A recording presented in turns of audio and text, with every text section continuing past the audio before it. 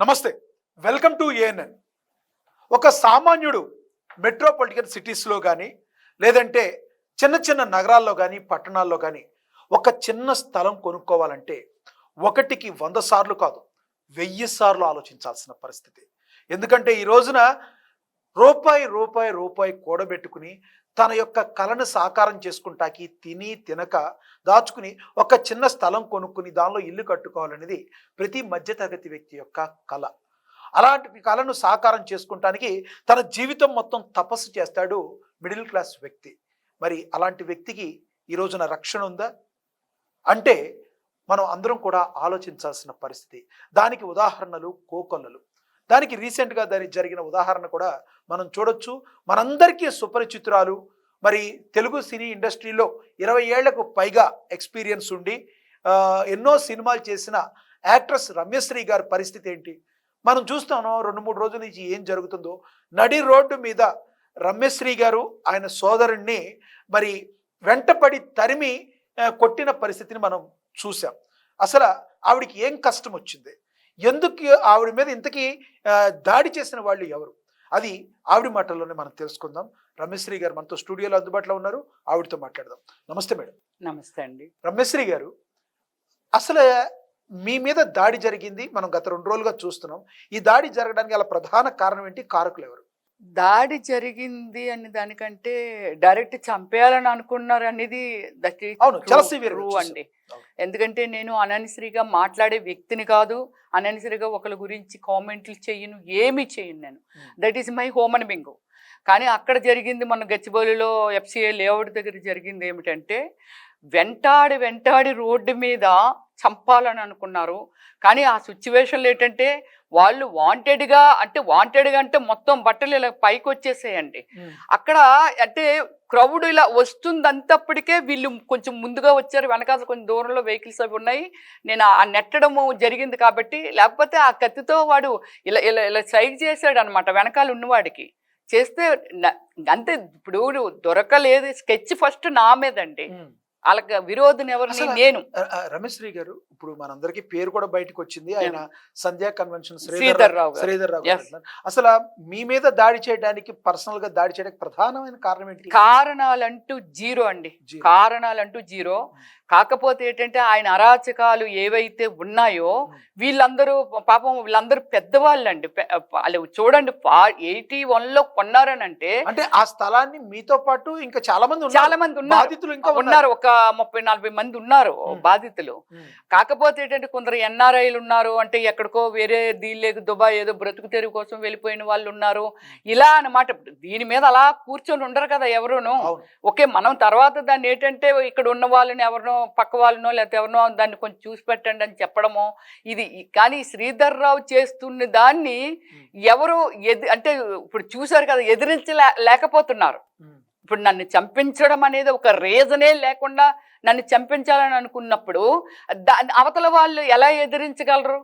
వాళ్ళు అలాంటి వాటికి భయపడే ఓన్లీ వెంటాడి చంపడం అనేది పక్కన పెడితే చాలా కాల్స్ వెళ్తుంటాయి వాళ్ళకి, బెదిరింపు కాల్స్. మీరు అక్కడ ఉండి అక్కడ మీరు ఏదైతే మీకు అన్యాయం జరిగిందని మీరు ఈ ఫోటోలు తీస్తున్నారు, ఆ టైంలో ఒక కారు ఒక్కసారి మీ మీదకు దూసుకొచ్చిందని తెలిసింది. అసలు ఆ కారు ఫస్ట్ అటెంప్ట్ చేశారు ఎవరు? అతనే. ఇప్పుడు ఏదైతే సెకండ్ టైం ఆఫ్టర్నూన్ బైక్ మీద వస్తూ వెనకాతలో ఒకడు కత్తి పట్టుకొని వచ్చాడో అతనే ఫస్ట్ కారుతో కూడా అటెంప్ట్ చేశాడు. దాన్ని నేనేమిటంటే నేను చాలా చిన్న కిడ్డీలాగా ఆలోచించాను, నన్ను కాదు అతను ఎవరో మనకు తెలియదు కదా. ఇది మామూలుగా కారు ఏంటంటే రోడ్డు అలా ఉంటే ఇలా ఇలా తిప్పుతప్పుడు నేను చూశాను, నా పక్కన ఒక వ్యక్తి ఉన్నారనమాట. సో నేను ఇలాగ అందరూ వెనక్కి వెళ్ళిపోయాం. హైడ్రా మొత్తం అక్కడ ఉందండి, ఒక 25-30 మంది అక్కడ ఉన్నారు, వాళ్ళు చూశారు. కానీ నన్ను నేను ఎక్స్పెక్ట్ చేయలేదు, ఎందుకంటే నాకు ఎవరు విరోధులు లేరు కాబట్టి. సో ఈ పక్కన ఉన్న అతన్నో లేకపోతే ఇంకోటో మొత్తం మీద అలా చంపేయాలని అనుకున్నాడు కావాలని, ఎవరిని చంపేయాలని అనుకున్నామని అతనే పరిగెట్టి వెళ్ళాడు. తర్వాత హైదరాబాద్ కూడా పరిగెట్టి వెళ్ళి కారులోంచి లాగారు. లాగిన తర్వాత ఓకే అతన్ని చూసాము, ఇతను వచ్చి కొట్టాడు, నీకు ప్లాట్ లేనిది ఇక్కడ ఎందుకున్నావురా అని అన్నాడు. సో ఇతను కూడా నీకున్నది ఏంటరా అనుకొని ఫస్ట్ ఇతన్నే అతను బాగా కొట్టాడు, కారు దిగ్గానే కొట్టేశాడండి. కొట్టేస్తే ఇప్పుడు హైదరాబాద్లో అటు కొంచెం దూరం తీసుకొని వెళ్ళి అది డిస్కషన్ చేసి మాట్లాడి, సరే నువ్వు కూడా వెళ్ళిపోమ్మా బయటికి, ఇక్కడ వద్దు, ప్లాట్ ఓనర్సే ఉంటారని మమ్మల్ని ఉంచారు. ఈజ్ మై లక్ ఏమిటంటే మార్నింగ్ ఈ ఇన్సిడెంట్ జరగకపోతే, అంటే ఇక్కడే చంపేయాలి అతను ఒకటండి, చంపేయాలనుకునేది అతను జైలుకనే వెళ్ళిపోతాడు, లేకపోతే ఉరిశిక్ష చేసినా భరిస్తాడు. ఇక్కడ మెయిన్ ఆపరేటరు శ్రీధర్ రావు, సంజయ్ కనమేని శ్రీధర్ అంతే. అతను ఎవరండి, ఎవరికి తెలుసండి అతన్ని? అంటే ఒకటి, ఈ రోజున మీరు అనేక ప్రాబ్లమ్స్ అక్కడ ఫేస్ చేశారు, మీ స్థలం కబ్జా గురైందని మీకు తెలిసింది, మీరు ఫేస్ చేశారు. మీకంటూ మీ వైపు ఉన్న వాళ్ళు ఎవరు అంటే హైడ్రా కానీ జిహెచ్ఎంసీ కానీ మీ వైపు ఏమన్నా న్యాయం ఉందని మీతో మాట్లాడారు? ఏమండి, హైడ్రా ఇన్వాల్వ్ అవ్వకపోతే, అంటే హైడ్రా ఇంటెన్షన్ ఏంటంటే మాకు రోడ్లు లేవు సార్, మొత్తం రోడ్లు కలిపేశారు, ఆ రోడ్లు మాకు ఇస్తే మా ప్లాట్స్, అంటే మా ప్లాట్స్ని కూడా కనిపించకుండా చేసేసాడు, కలిపేశాడు, మొత్తం అద్దులన్నీ తీసేసి కలిపేశాడు. కలిపేసి దాన్ని మేమేమిటంటే ఒక హైడ్రా ఒక వ్యవస్థను సీఎం గారు మన రేవంత్ రెడ్డి గారు ప్రవేశపెట్టిన తర్వాత దీన్ని ఏమిటంటే దీని అంటే కొన్ని రూల్స్ ఏమున్నాయి ఏమిటని మేము స్టడీ చేసాం. స్టడీ చేసిన తర్వాత ఎస్ మనకు రోడ్లే కావాలి, శ్రీధర్ రావు ఏం చేస్తున్నాడు తర్వాత విషయం, మనకు రోడ్లు కావాలి అనేదే మేము హైడ్రాని అప్రోచ్ అయ్యాము. హైడ్రాని అప్రోచ్ అయితే మొత్తం అంతా వాళ్ళు మ్యాప్ మొత్తం అంతా చూసారు, 81లో వేశారు, దీనికి ఏమిటి ఇవేంటి స్టిల్ అది ఎలాగుంది ఏమిటి అనేది శ్రీధర్ రావు గారు లాయర్స్తో 2 times సిట్టింగ్ వేశారు. మీరు రంగనాథ్ గారిని కలిసాము. రంగనాథ్ గారు ఏమన్నాం కాదు, అదే మొత్తం అంతా క్లియర్ గా తెలుసుకున్నారు. ఇది ఇంత దారుణం ఉంటుందా, అదేంటి రోడ్లేవి, అతనికి సంబంధించి శ్రీధర్ రావు గారికి సంబంధించి మాత్రం ఒక రోడ్ వేసుకున్నాడు ఆయన కోసమే. మొత్తం 20 ఎకరాల్లో ఉన్న లేఅవుట్లు ఉన్న రోడ్స్ అన్ని లేవు, కలిపేశాడు. అంటే స్థలం ఏమిటి, అంటే మా సైట్ ఏమిటి, రోడ్ ఏమిటి అనేది అక్కడ లేవు, మొత్తం మిక్స్ చేసేసి ప్లే గ్రౌండ్ లాగా తయారు చేశాడు. మీ మీద ఇన్సిడెంట్ జరిగినప్పుడు, ఏదైతే దాడి అన్నారో లేకపోతే హత్యాయత్నం అన్నారో, ఇది జరిగినప్పుడు అక్కడ జరిగిన సిచ్యువేషన్ మీరు ప్రథమంగా పోలీస్ స్టేషన్ కి వెళ్ళి ఉంటారు. పోలీసులు ఏ రకంగా ప్రవర్తించారు, మీకు పోలీస్ డిపార్ట్మెంట్ ఎలా సహకరించారు? నాకు దీనికి ముందే మన గచ్చిబౌలి పోలీస్ స్టేషన్ గురించి నా నైబర్స్ ఉంటారు కదా, వాళ్ళు అక్కడ ఆల్రెడీ ప్రాబ్లం ఫేస్ చేసిన వాళ్ళు, కంప్లైంట్ ఇచ్చిన వాళ్ళు, ఇదంతా చాలా మంది ఉండుంటారు కదా. నేను కూడా ఆల్రెడీ అతని మీద కంప్లైంట్ ఇచ్చిన దాన్ని నేను కూడా 2 years బ్యాక్. సో వీళ్ళందరూ చెప్పింది ఏంటంటే అక్కడ పోలీస్ స్టేషన్ని రన్ చేస్తున్నది, గచ్చిబౌలి పోలీస్ స్టేషన్ని ఏమంటారు దాన్ని తిప్పుతున్నది ఓన్లీ శ్రీధర్ రావు మాత్రమే. ఎలాంటి వాళ్ళు శ్రీధర్ రావుకి సంబంధించి ఏ కేసు అక్కడ కంప్లైంట్ వెళ్ళినా శ్రీధర్ రావు అంతే. సైట్ ఎదురుగానే అండి పోలీస్ స్టేషను, నిత్యము ఒక 100 మంది. ఇప్పుడు నా సైట్ అండి, నా ప్రైవసీ, నేను వెళ్ళి అక్కడ చూడాలి. పోనీ ఇంకొకరు సైట్లకి వెళ్ళందుకు భయపడుతున్నారండి. ఆ సైట్ నిండా గోండాలు ఉన్నప్పుడు ఒక ఏమంటారు దాన్ని, ఒక డిపార్ట్మెంటు ప్రజలకి దేవుడి లాంటి వాళ్ళు ఫస్ట్ ప్లేస్లో ఉన్నది పోలీస్ డిపార్ట్మెంట్, అంతే కదా. ఆ డిపార్ట్మెంటే అమ్ముడుపోతే ఏంటి పరిస్థితి? అమ్ముడుపోయినట్టు అక్కడ లెక్క. అలా అని అందరూ ఆఫీసర్లు అలా ఉంటారంటే కాదండి, అందరూ ఉండరు. లేకపోతే మనం భూమి మీద తిరిగే వాళ్ళం కాదు. ఎఫ్ఐఆర్ చేసాము. అది ఏమిటంటే వాళ్ళు ఎలా ప్లాన్ చేసుకున్నారో చెప్తానండి. అక్కడ పోలీస్ స్టేషన్ లో ఏం జరిగిందో. సో మర్డర్ అటెంప్ట్ నా మీద. ఓకే, అక్కడ సిచ్యువేషన్లు బట్టి కొన్ని మారిపోతుంటాయి, దొరకటానికి అవకాశం లేదు కాబట్టి మొత్తం అంతా గాయాలు అంటే మగపిల్లడు కాబట్టి వాడు చేసినప్పుడు ఆ పీక నొక్కేయడమో లేకపోతే బ్యాట్ ఎట్టి నన్ను కొట్టబోయారు, అది ఏదో మిస్ అయ్యింది. తర్వాత వాడిని వేయబోతప్పటికి వేరే అవుటర్స్ ఒక ఇద్దరు ఇన్వాల్వ్ అయ్యారు, నేను కూడా ఇన్వాల్వ్ అవ్వడము. ఆ ఇన్వాల్వ్ అయినప్పుడు మీద నుంచి మళ్ళీ ఇంకొక 5-6 పడిగట్ట వాళ్ళు వచ్చి, అంటే చెప్పాను కదండి, అక్కడ సర్వే చేస్తున్నప్పుడు ఏదైతే మన హైడ్రా సర్వే చేస్తుందో రోడ్లు ఇదంతానా అప్పుడు ఉన్నారండి అక్కడ. వీళ్ళకి మాత్రం ఏం తెలుస్తుంది, ఎలా తెలుస్తుంది? సరే పోలీసులకు మాత్రం ఎలా తెలుస్తుంది? కాకపోతే అందలేకి ఎవరిని ఉంచకూడదండి. ఆ రోజు వర్క్ కూడా చెయ్యనివ్వకూడదండి. ఇక్కడ ఇది జరుగుతుంది కాబట్టి ఇక్కడ వర్క్ నడకూడదు, ఇందులో ఎవరు ఉండకూడదు, ప్లాట్ ఓనర్స్ మాత్రమే. శ్రీధర్ రావు గారిని ఇన్వైట్ చేశారండి, మీరు కూడా రండి అక్కడికి, వీళ్ళు ఇక్కడ జరుగుతున్నది ఏంటి మీరు కూడా చూడాలి కదా అనేసి రమ్మంటే ఆయన రాలేదండి. ఆయన రాలేదు. ఆయన మనుషులు ఎవ్వరు అనేది మనకి ఎవ్వరికి తెలియదండి. అంత సీక్రెట్ రన్ అవుతూ ఉంటుంది. ఇప్పుడు మీకు ఇంత అన్యాయం జరిగింది, ఈ మహిళా సంఘాలు, ఇప్పుడు మీరు ఒక సెలబ్రిటీ హోదాలో ఉన్నారు, మీరు చాలా మంది మిమ్మల్ని బయట గుర్తుపడతారు. మీ పరిస్థితి ఇలా ఉంటే బయట సామాన్యుడి పరిస్థితి ఏంటి? మీకు మహిళా సంఘాలు బాసటకు ఏమైనా నిలిచినాయా? చిన్న చిన్న విషయాలకి బయటకు వచ్చి మాట్లాడతారు కదా, అలాంటి మహిళా సంఘాలు మీ వైపు ఏమైనా నిలబడ్డాయా? ఏమండి, నేను ఒకటే చెప్తున్నాను, 3 days నుంచి ప్రపంచవ్యాప్తంగా తెలిసిన ఆల్ ఛానల్స్, పెద్ద పెద్ద ఛానల్ కొన్ని పేర్లు నేను చెప్పలేను, రాలేదు కానివ్వండి. అసలు మొత్తం యూట్యూబ్ ఛానల్స్, మొత్తం ఛానళ్ళన్నీ అంటే ఎంత దుర్మార్గం ఉంటుందా అనే ఒక దీనిలోనే, అది రమ్యశ్రీ అనేది ఆల్ ఛానల్స్ వాళ్ళకి తెలుసు. ఎలా తెలుసు? ఒక యాక్టర్గా, అలాగే యాక్టర్ అయినా సరే మంచి హ్యూమన్ బీయింగ్ ఉన్న వ్యక్తి, మంచి సోషల్ వర్కరు, ప్రజలకు ఎంతో మందికి ఆవిడ సర్వీస్ ఇస్తుంటది. మీకు తెలియదండి, మన కరోనా వచ్చిన టైంలో 10,000 మందికి అన్ని మేము మీరు అన్నదానం చెయ్యడం ఏంటి, ఇవన్నీ మాస్కులు వేసుకొని మొత్తం కట్టేసుకొని ఇదంతా అలా చేసేదాన్ని. ఎక్స్ట్రా డ్రెస్ మీద వేసుకునేదాన్ని అండి. మెట్ల మీద పై టెర్రస్ పైకి వెళ్ళి మొత్తం ఇప్పి మళ్ళీ. కరోనా టైంలో రమేశ్రీ ప్రజలకు హెల్ప్ చేశారనే వార్తలు మేము కూడా చూసాం, మా దగ్గర ఉన్నాయి. ఇలాంటి ఒక ఆడపిల్లనండి, నాకు రమ్యశ్రీకి జరిగిందనేది పక్కన తీసేస్తామండి. రమ్యశ్రీకి వద్దు, రమ్యశ్రీ లాంటి వాళ్ళ అమ్మాయో లేకపోతే ఇంకొకలో ఒక ఆడపిల్లకి అంత దారుణమైన ఏంటంటే బట్టలు ఓన్లీ అంటే చెప్తున్నానండి, ఎదుటి వాళ్ళని కించిపరుస్తున్నామని కాదు, బట్టలు రిమూవ్ చేసి అక్కడ మర్డర్ ప్లాన్ అండి, మర్డర్ అటెంప్ట్. ఒక మనిషిని అంత నిర్దాక్షిణంగా ఒక మనిషి ప్లాన్ చేసి చంపేయడం అంటే, సో దాన్ని ఎందుకు ఈ మహిళా సంఘాలు కానీ, లేకపోతే ఈ బీసీ సంఘాలు కానీ, లేకపోతే ఇన్ని ఉన్నాయి కదండి, పెద్ద మీటింగులు ఎట్టి మేము బీసీలు అంటారు, మేము లదంటారు, ఇన్ని చెప్తూ ఉంటారు కదా, ఎందుకు రోడ్డు మీదకి రావట్లేదు? అంటే ఏంటి, కాశ్మీర్లో మన టెర్రరిస్టులు వాళ్ళ కాలిస్తేనే వాళ్ళ ప్రాణాలా, ఉన్న వాళ్ళ ప్రాణాలు కాదా? ఒక మన దేశ రాజు ప్రధానమంత్రి గారు చలించిపోయి ఇలాంటి దుర్మార్గాన్ని అరికట్టాలి, ఇలాంటి ఒక సంస్కృతిని అరికట్టాలి, ఎక్కడో పాకిస్తాన్ నుంచి వచ్చి, అంటే వాళ్ళ నేచర్ అది, వాళ్ళ నేచర్. ఒక యాపిల్ చెట్టుకి యాపిల్కాయ ఎలా కాస్తుందో, ఒక ద్రాక్ష చెట్టుకి ద్రాక్ష పండు ఎలా కాస్తుందో, అలాంటి నేచర్ని మనం అరికట్టాలి. లేకపోతే మన దేశానికి అంటే అలాంటి వాళ్ళ దేశం, మన దేశం ఒకటే కదండి, ఏ దేశంలోనైనా అలాంటి నేచర్ ఉండే వాళ్ళు ప్రమాదమే. కానీ దీనికి ఎన్నో దేశాలు సపోర్ట్ చేసేయండి మన దేశానికి, ఇలాంటి సంస్కృతిని అరికట్టాలి అని చెప్పి. అలాంటిది మన తెలంగాణ రాష్ట్రంలో నడి రోడ్డు మీద ఒక ఆడపిల్లని గుడ్డలు ఓడదీసి చంపడానికి రోడ్డు అంటే పరిగెట్టిస్తే పెద్ద అరుపులతోని జనాన్ని కాపాడమని అడిగాను. మహిళా మండలి కంపల్సరీ, మహిళా సంఘాలు మీకు బాసటగా నిలవాలి కదా, ఎందుకు వాళ్ళు ఇంతవరకు మీకు బాసటగా నిలుస్తున్నట్టుగా చెప్పలేదు? ఎందుకు రాలేదనేది నాకు తెలియదు. దేనికోసం అంటే అదే చెప్తున్నాను కదండి, దేని గురించి మాట్లాడతారు మరి, దేని గురించి బయటకు వస్తారు వాళ్ళు మరి చెప్పండి.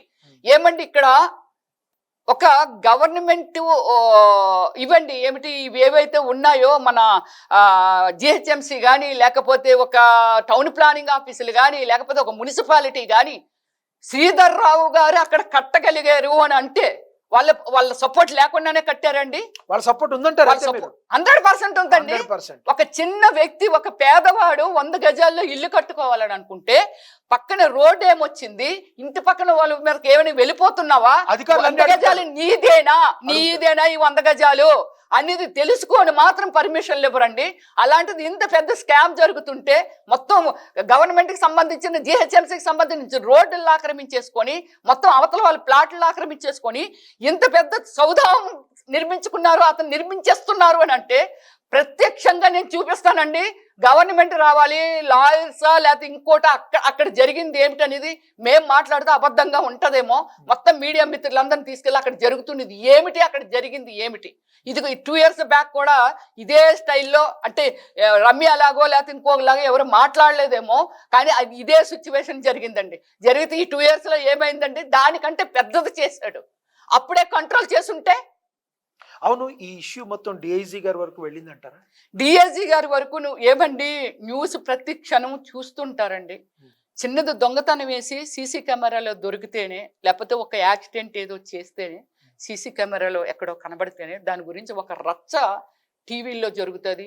ఓకే, డీజీపీ గారి దగ్గర వరకు వెళ్ళిందా ఏమి నేను అదే అంటున్నాను సార్. డీజీపీ గారిని కూడా నేను రిక్వెస్ట్ చేస్తున్నది ఏమిటంటే, గచ్చిబౌలి పోలీస్ స్టేషన్ ఆయన కొనేశాడండి. ఓకే, ఈ కేసుని కూడా అక్కడ చాలా తెలివిగా డైవర్ట్ చేసేస్తున్నారు అనమాట నా బ్రదర్ మీదకి. అంటే మగాడైతే పెద్ద ఇదేం ఉండదు కదని డైవర్ట్ చేస్తున్నాను. ఆ పోరాటంలో లక్కీగా నేను సేవ్ అయ్యాను. తనకు తగిలేయండి, అంతే, అక్కడ తేడా అదే. కానీ నా మీద టార్గెట్, నా మీద. తనెవరండి, తనేం చేశాడు? తనేం చేయలేదు కదా. కానీ టార్గెట్ నా మీద. మనం ఉన్నది ఉన్నట్టుగా రాసామండి. ఏమని ఇలాగా బట్టలు రిమూవ్ అయిపోయి తర్వాత ఇది లేదు వాళ్ళు ఇలా కొట్టపోయారు తర్వాత ఇది కదా మనం చెప్పింది.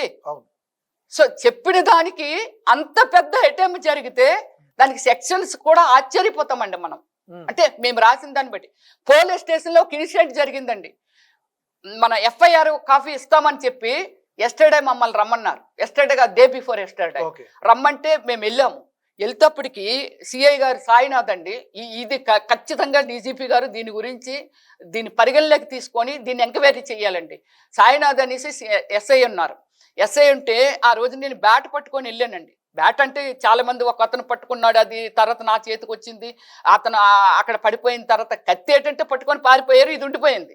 సో అది మేము అక్కడ పెడితే మాకు కనీసం ఇది మేము హ్యాండ్ ఓవర్ చేసుకుంటున్నామని కూడా అనలేదు. అక్కడికి వెళ్ళిన తర్వాత ఎస్ఐ గారి దగ్గరికి పరిగెట్టి వెళ్తే, ఇగో ఎస్ఐ గారు ఉన్నారమ్మని ఆ కానిస్టేబుల్ అక్కడ లొకేషన్ నుంచి నన్ను ఎవరైతే తీసుకొచ్చారో అతను తీసుకొని వెళ్ళి అన్ని చెప్తున్నారు. సార్ మేడం గారు ఉదయం నుంచి ఇలా చేస్తున్నారు, డౌట్ఫుల్ ఉన్న వాళ్ళ గురించి చెప్తున్నారు, ఇక్కడ ఎందుకు వీళ్ళు ఉన్నారు, ఇక్కడ ఎందుకు వీళ్ళు ఉన్నారని చెప్తున్నారు సార్. నేను కొందరిని అడుగుతున్నాను సార్, ఇగో ఒక నెంబర్ని కూడా నేను లాక్కున్నాను సార్ అని ఇదంతా చెప్తున్నాడు. వెంటనే ఎస్ఐ అసలు ఇలాంటి సిచ్యువేషన్ని ఇంత భయపడిపోయి ఒడుకుపోతూ ఏడుస్తూ ఉన్న సిచ్యువేషన్ని వెళ్ళి మీరు కంప్లైంట్ రాయండి వెళ్ళండి అన్నారు. మరి ఇంత జరుగుతుంటే ఇక్కడ గవర్నమెంట్ కళ్ళు మూసుకుందని మీరేమన్నా భావిస్తున్నారా? అసలు ఏంటి గవర్నమెంట్ కళ్ళు మూసుకోవడం ఏమీ లేదండి. ఇప్పుడు మా రిక్వెస్ట్ ఏమిటంటే, దీన్ని మనుషులుగా మేమండి, అంటే అతని యాటిట్యూడో లేకపోతే అతని ఫాస్ట్నెస్ లేకపోతే అతని థింకింగో, పిచ్చి వాళ్ళైతే పిచ్చి హాస్పిటల్లో జాయిన్ చేస్తున్నారండి. కానీ ఇది ఒక రకం ఏమి పిచ్చో, డబ్బు సంపాదించవచ్చు, వ్యాపారాలు చేసి డబ్బు సంపాదించవచ్చండి, సంపాదించకూడదని నేనేమి చెప్పట్లేదు. లక్షల కోట్లు సంపాదించవచ్చు. కానీ ఒక అమాయకులు ఎంతో మంది అందులో ఉన్నారు, ఒక 40-50 మంది, ఒక అమాయకులు బ్లడ్ అది. వాళ్ళు ఎంతో కష్టపడితే కానీ రూపాయి కూడబెట్టుకుంటే కానీ అది దాన్ని వాళ్ళ ఒక జీవిత ప్లాన్, అది ఎవరైనా ప్రపంచం మీద చేసేది ఇదే పని. ఉండటానికి చిన్న గూడు ఉండాలి, ఎక్కడో ఇంకా డబ్బులు కడుపుకు తినుకో దాచుకో అని. ఇప్పుడు జరిగేది డబ్బులు అయితే బీరువాల్లో దాయలేం కదా, డబ్బు అయితే దాయలేం కదా. సో ఎక్కడో ఏదో చిన్నది కొనుక్కుందామనే ఒక ఉద్దేశంతోనే కొనుక్కున్నది. నేను కూడా అలాగే కొనుక్కున్నాను.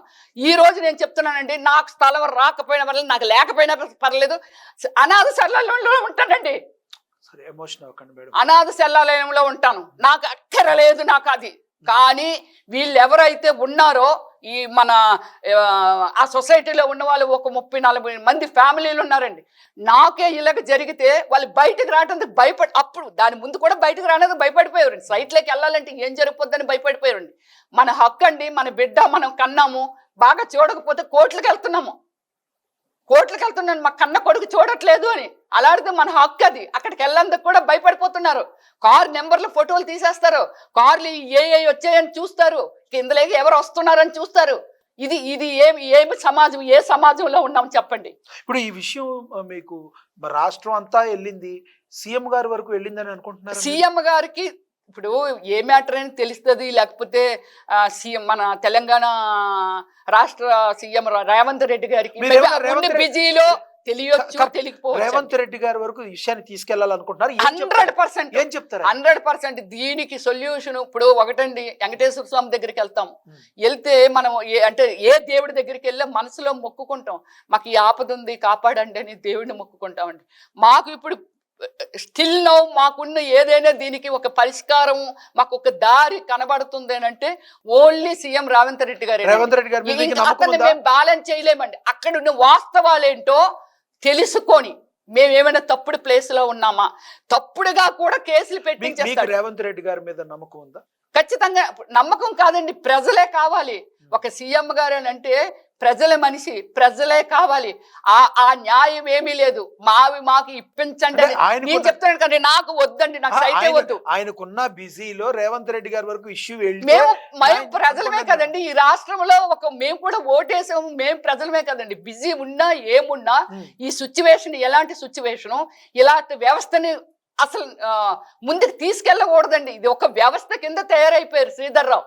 ఒక వ్యవస్థ, ఏం వ్యవస్థ అంటే తప్పుడు వ్యవస్థ. మీరు ఇంత డైరెక్ట్ గా ఆయన మీద ఆరోపణ అనండి, లేదంటే డైరెక్ట్ గా ఏదైనా చెప్తున్నారు, మీ ప్రాణానికి ఇంకా థ్రెడ్ ఉందని, ఇంకా మీకు బెదిరింపు కాల్స్ బెదిరింపు కాల్స్ అవి ఆయన చెయ్యడండి. ఎవరెవరికో చేసాడు. ప్రామిస్ గా చెప్తున్నాను, నాకైతే ఏ రోజు ఆయన ఫోన్ రాలేదు, ఏ రోజు చేయలేదండి అతను. కానీ ఆయన నెగిటివ్ షేడు ఆయన ఇదంటే ఆల్రెడీ దానికి ముందు 2 ఏళ్ల క్రితము నేను ఒక స్టేట్మెంట్ ఇచ్చినప్పుడు మాత్రం వీళ్ళ బయటకు నెట్టండి, ఎవరు రావద్దు, ఆయన ఇంటికి పిలుచుకున్నాడండి చాలా మందిని. అంటే మా సొసైటీలో ఉన్న వాళ్ళందరినీ రమ్మన్నారు కదని మేము కూడా వెళ్ళామండి. రమ్యశ్రీకి సంబంధించిన వాళ్ళు ఇక్కడెక్కడ ఎవడు ఉండకూడదు, బయటకు గెట్ అవుట్ అని చెప్పాడట. అంటే నా మీద ఉంది. నా కారు కానీ అందులోకి సైట్ లెగ్ కానీ చూడటానికి వెళ్తే ఆ కారు ఫోటోలు అవి తీస్తుంటారండి. అంటే థ్రెటనింగ్ ఉన్నట్టుగా. అంటే ఏమిటి అదే నేను సీఎం గారిని కూడా రిక్వెస్ట్ చేస్తున్నది ఏమిటంటే అండి, నాకొక్కదానికే కాదండి, ఈ 30-40 ప్రాణాలకు కూడా అదే పరిస్థితి. కాకపోతే కొందరు ఎన్ఆర్ఐలు ఎక్కడెక్కడో ఉన్నారు పాపం, ఏదో చిన్న ఉద్యోగాలు చేసుకోవటానికి వెళ్ళారు అందంట. అలా ఎవరిచ్చారండి హక్కు? ఎందుకు ఇస్తారండి హక్కు? కాదు, ఈ స్థలాన్ని మీరు అసలు ఎప్పుడు కొన్నారు? ఇది మీరు ఏ సంవత్సరంలో కొన్నారు? 2003లో కొన్నానండి. 2014 నుంచి శ్రీధర్ రావు కొన్నాడు. అందులో శ్రీధర్ రావు స్టార్టింగ్ కొనుక్కున్నాడు ఆయన. అక్కడ ఎవరో తర్వాత మీ దాకా వచ్చేసారు. ఎస్, అవసరాలకి ఎవరో వాళ్ళ అవసరం కొలిది అమ్మేస్తారండి. నన్ను కూడా 2016 నుంచి అడగడం మొదలు పెట్టారు. మీరేమి కంచి లాంటిది కానీ ఏ కంచెలు వేసినా ఉంచరండి. ఏ కంచెలు, దానికి హద్దులు ఉండేవి. ఇప్పుడు మనము జిహెచ్ఎంసికి ఒక ఎల్ఆర్ఎస్ కడతామండి. ఎల్ఆర్ఎస్ అంటే మీనింగ్ ఏమిటో తెలుసా? ఎల్ఆర్ఎస్ అంటే ల్యాండ్ ఐడెంటిఫికేషను. దానికి మీరు ఇక్కడ మీకు ల్యాండ్ ఉంది కాబట్టి భూమి అనేది నీది నాది కాదండి. నేను చేస్తుంది ఎక్కడికి వెళ్తుందో ఇంకో భూభాగం అనేది ఎక్కడ పెరగదండి. భూమి అంతే భూమి ఉంటుందండి ఈ ప్రపంచం మీద. భూమి ఇంతే, భూమి పెరగడాలు లేవు. మనుషులు పోతుంటారు, వస్తుంటారు, మారుతుంటారు, ఇంకోళ్ళ చేతులకు ఎప్పుడో వెళ్ళిపోతూ ఉంటుంది. శ్రీధర్ రావుది ఇది పర్మనెంట్ ఏం కాదండి, అది ఇంకొకరి చేతులకు వెళ్ళిపోద్ది ఎప్పుడో. కానీ ఎల్ఆర్ఎస్ అంటే భూమిని ఐడెంటిఫై చేసి రోడ్లు ఉన్నాయా లేదా, దీనిలోను ఇది ఎంత భాగం ఉంది, నేను ఎల్ఆర్ఎస్ కట్టాలంటే ఎన్ని వందల గజాలు లేకపోతే ఎన్ని ఎకరాలు అంటే బిట్లేసిన తర్వాత ఎల్ఆర్ఎస్ అనేది అండి. ఆ ఎల్ఆర్ఎస్ ఒక గవర్నమెంట్ కట్టించుకుంది అని అంటే నా భూమి ఎక్కడుందనేది ఐడెంటిఫికేషన్ జిహెచ్ఎంసీకి తెలీదా అండి? తెలుసు కదా. మరి తెలిసినప్పుడు నా భూమిని ఆక్రమించుకొని ఆయన బిల్డింగ్ కట్టినప్పుడు కడదామని అనుకున్నప్పుడు ఎలాగ అతనికి పర్మిషన్లు ఇచ్చారు? ఎలా ఇస్తారండి పర్మిషన్? అసలు చెప్పానుగా ఇందాక, 100 గజాల్లో ఇల్లు కట్టాలంటే 100 ప్రశ్నలు ఉంటాయి. 100 ప్రశ్నలు కాదండి, ఒక రూల్ ఉందండి. ఈ వ్యవస్థలకు ఒక రూల్ ఉంది. అదే రూలు మన హైడ్రా పాటించిందండి. అంతకంటే ఏమి లేదు. హైడ్రా చేసింది ఏమిటంటే, ఎస్ రోడ్లు మనవు కదా, ఇప్పుడు మన డ్యూటీ ఏమిటి అంటే మన రెస్పాన్సిబిలిటీ ఏమిటి, మనం ఏం చేస్తున్నాము అన్ని దాని మీద ఇవి విరగొట్టడం కానీ. అంటే చూడండి, వాళ్ళు కొలాప్ చేసినవన్నీ రోడ్లు ఆక్రమించి రోడ్లు కూడా అతను దీనిలోకి వేసేసి పర్మిషన్ పెట్టేసి కట్టుకున్నాడు. ఇప్పుడు ఓవరాల్ గా మీకు న్యాయం జరగాలంటే ఎవరి వలన న్యాయం జరుగుద్దని మీరు ఏమండి? నేను రిక్వెస్ట్ చేస్తున్నది ఏమిటంటే, మన తెలంగాణ సీఎం రేవంత్ రెడ్డి గారిని, ఒక గవర్నమెంట్ అనుకుంటే చెయ్యలేదంటూ ఏది లేదండి. కానీ ఈరోజు సీఎం గారు ఏమిటంటే మాకు ఒక తండ్రిలాగా, ఒక దేవుడిలాగా మీరు ముందుకొచ్చి దీన్ని ఒక సొల్యూషన్ చేయాలే తప్ప ఇంకా ఇది ఏ విధంగానూ కూడా దీనికి ఒక సొల్యూషన్ దొరకదు సార్. అతన్ని మేము బ్యాలెన్స్ చెయ్యలేము సార్. దాన్ని కొన్ని వ్యవస్థలు అతన్ని పెంచి పోషిస్తున్నాయి అనేది నేను మాట్లాడక్కర్లేదు సార్, అందరికీ తెలుసు సార్. ఇప్పుడు వస్తారు సార్ అందరూ. నేను మాట్లాడుతున్నాను కదా, ఎంతమంది 1000 మందా, 2000 మందా, 3000 మందా, ఎంతమంది బాధితులు ఉన్నారో ఇప్పుడు వస్తారు సార్ బయటికి. దయచేసి ఏంటంటే, మీరు ప్రజల మనిషి సార్, ప్రజల కోసం ఒక దేవుడిలాగా మీకు ఎంతో క్రమశిక్షణతో మీరు ఒక సీఎం రేంజ్కి వచ్చారు అని అంటే ఎంత క్రమశిక్షణ ఉంటుంది సార్ మీకు. ఆ క్రమశిక్షణతో వచ్చారు సార్, మీ బిడ్డలు లాంటి వాళ్ళం మేము. దయచేసి దీన్ని అర్థం చేసుకోండి సార్. ఎన్నోసార్లు ఇగో ఈ ఛానల్లో కూడా నేను చెప్తున్నాను సార్, నా కుటుంబానికంటే రాకేష్గా నాక ఎవరికైనా కానీ ఏదైనా అయితే దాని రెస్పాన్సిబిలిటీ శ్రీధర్రావే సార్. ఎందుకంటే నాకు విరోధులు కూడా సార్, మీకు తెలుసు సెలబ్రిటీస్ అంటే చాలా, అంటే మేమేమి పెద్ద డెవలప్ అయిన వాళ్ళం కాదు సార్. వెరీ కూల్ ఒక అందం ఉందా, లేకపోతే ఒక డ్రెస్ బాగుందా, లేకపోతే ఒక మంచి ఎంటర్టైన్మెంట్ జనానికి ఇచ్చామా, ఇంతవరకు తప్ప మా ఆలోచనలు ఈ వికృతమైన ఇలాంటి వాటి మీదో, లేకపోతే ఒక కన్నింగ్నెస్లో ఇలాంటివన్నీ సాధారణంగా ఉండవు సార్. ఇది హిస్టరీలో కూడా పెద్దగా లేదు సార్ మా సెలబ్రిటీస్ మీద. అలాంటిది దయచేసి మీరు అర్థం చేసుకొని అతన్ని ఎలా పిలుస్తారు, మమ్మల్ని ఎలా పిలుస్తారు, అక్కడ వాస్తవాలు ఏంటో తెలుసుకొనే మాకు హెల్ప్ చేయండి సార్. అంతకంటే నేను ప్రభుత్వాన్ని ఏది అడగలేను సార్. మీరు అపాయింట్మెంట్ ఇస్తే మిమ్మల్ని వచ్చి కలుద్దాం అనుకుంటున్నాం సార్ ఫ్యామిలీస్. చివరిగా మేడం మీ ఆవేదన అయితే బాగా అర్థమవుతుంది. ఎందుకంటే ఒక అనుభవించే వాళ్ళకి ఆ బాధ అనేది అందరికీ తెలుస్తుంది. ఎస్, మీకు జరిగింది అన్యాయం, ఎటువంటి పరిస్థితుల్లో తెలంగాణ ప్రభుత్వం మీకు అండగా ఉంటుందని చెప్పి ఒక జర్నలిస్టు సోదరుడుగా నేను కూడా చెప్తున్నాను. 100% రేవంత్ రెడ్డి గారి ఆధ్వర్యంలో మీకైతే న్యాయం జరుగుతుంది నేనైతే భావిస్తున్నాను. జర్నలిస్టు సోదరులు అందరూ కూడా వాళ్ళ తరపున నా ఈ బాధ అండి. నా బాధ ఏమిటని చెప్పాను కదండి, అనాథ సరళకి వెళ్ళిపోయినా నేను పర్వాలేదు, అందరూ ఉంటాను, ఏ ఓల్డ్ హోమ్ లోనో జాయిన్ అయిపోతాను. లేకపోతే మీరు కూల్ పర్సన్, మీరు మా అసోసియేషన్ లో కంప్లైంట్ ఏమైనా ఇచ్చారా? మీకంటూ సినిమా సైడ్ సినిమాల నుంచి ప్రొడ్యూసర్ మండలి నుంచి కానీ ఏమైనా మీకు సపోర్ట్ వచ్చిందా? మొన్నటి వరకు షాక్ లో ఉన్నాను. ఇది ప్రజల్లోకి తీసుకెళ్లాలి అంటే ఫస్ట్ మన మీడియా మిత్రులు అప్రోచ్ అవ్వాలి. మీరు ఆర్టిస్ట్ కూడా కదా, అసోసియేషన్ డైరెక్టర్ మా అసోసియేషన్ లో కూడా మీరు ఉన్నాను. అదే దానికి కూడా ఇప్పుడు కంప్లైంట్ పెడుతున్నాను సార్ నేను. ఇది సిచ్యువేషన్ ఇలా ఉంది, ఎందుకంటే యాక్టర్స్ అది ఇదని కాదు సార్. నేను యాక్టర్ అనేది పక్క తీసేస్తాను. యాక్టర్ కదా, ఒక ఆడపిల్ల, అంతే కదా, ఒక ఆడపిల్ల నడి రోడ్డు మీద గుడ్డలు ఇప్పి చంపాలని అనుకున్నారండి. అంటే ఒక ఆడపిల్ల ఎందరు ముందుకు రావాలండి? మహిళా సంఘాలు రావాలి కదా ముందు. మహిళా సంఘాలు, ఒక మహిళకు అన్యాయం జరిగితే మహిళా సంఘాలు రావాలి కదా బయటికి. ఏట్ల గురించి మాట్లాడతారు వీళ్ళు, దేని గురించి మాట్లాడతారు? ఒక శ్రీరెడ్డి బట్టలు ఇప్పుకొని ఓన్లీ మన ఇది ఇవ్వలేదనేసి, ఏంటి మా అసోసియేషన్లో మెంబర్షిప్ ఇవ్వలేదని బట్టలు ఇప్పి అక్కడ కూర్చుంటే మొత్తం మొత్తం మొత్తం ఒక 1 year సాగింది ఆ డిబేట్స్, డిస్కషన్స్, మహిళా సంఘాలు వాళ్ళు వీళ్ళు.